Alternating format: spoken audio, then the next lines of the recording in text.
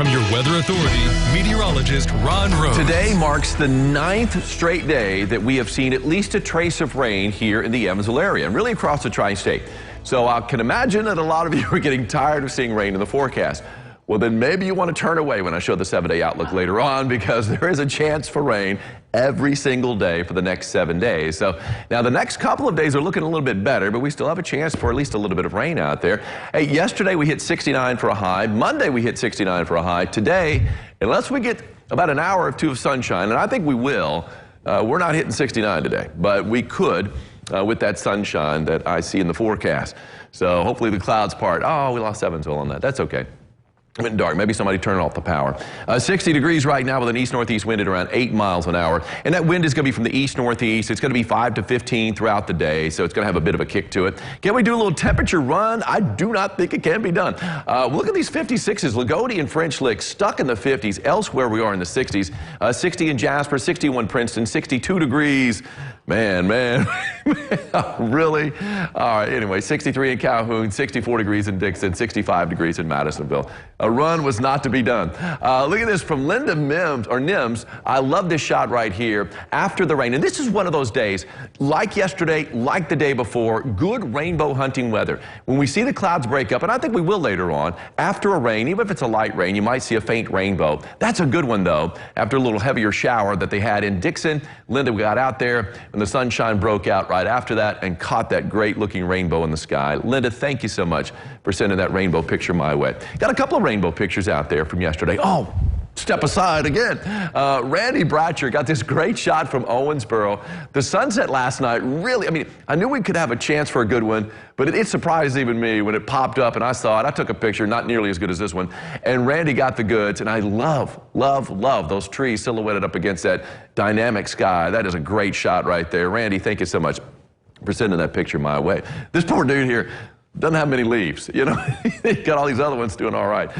Anyway, we got live first warning Doppler radar, a little bit of light rains cropped up in Warwick County. The heavier rain now about to move out of the tri-state. Like yesterday, we've got the rain moving in an odd direction. Let's put this in motion. It's a 1-hour loop here from our next rad, and it's pushing from northeast to southwest. And generally, we see weather systems move in from the southwest and push to the northeast, or at least west to east, or northwest, to southeast. Not the case, because we have an area of low pressure to our east, and it's kicking back this rain. And we're noticing the rain showers developing. Even a little moderate pocket of rain down in Webster County. Let's take a closer look at that. Right around Dixon, we saw a little moderate shower pop up. Now it's working its way down and out of the tri-state as it's about to move into Crittenden County.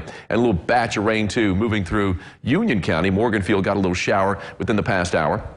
Rainfall estimates on Doppler radar, pretty puny. We've had rain the past 9 days, but at the same time, most of those days trace 1/100th of an inch, 2/100ths of an inch. That's what we had yesterday.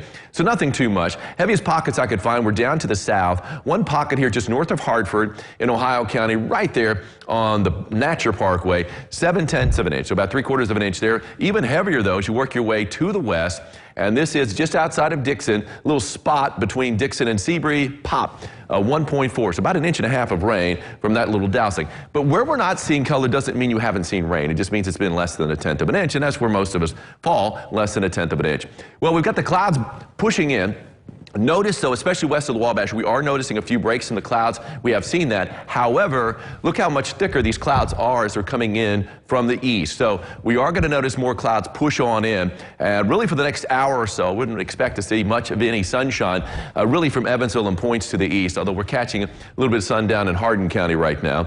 As we look at the bigger picture, this is that area of low pressure that was spinning its wheels over top of us yesterday. Now it's a cutoff low. It's not getting the jet stream to push it to the east. So now it's just spinning its wheels down to the southeast of us in East Tennessee and kicking that rain back in our direction, in that odd direction that we generally don't see. But again, we are seeing a few breaks in the clouds. Now, the reason why now it's not going to be making much progress to the east, we have got a cutoff, or should say a ridge of high pressure stretching from the Great Lakes to the northeast, to New England. And look how beautiful the weather is there with plenty of sunshine as that ridge is really starting to build. And look at the clouds receding too out of Pennsylvania.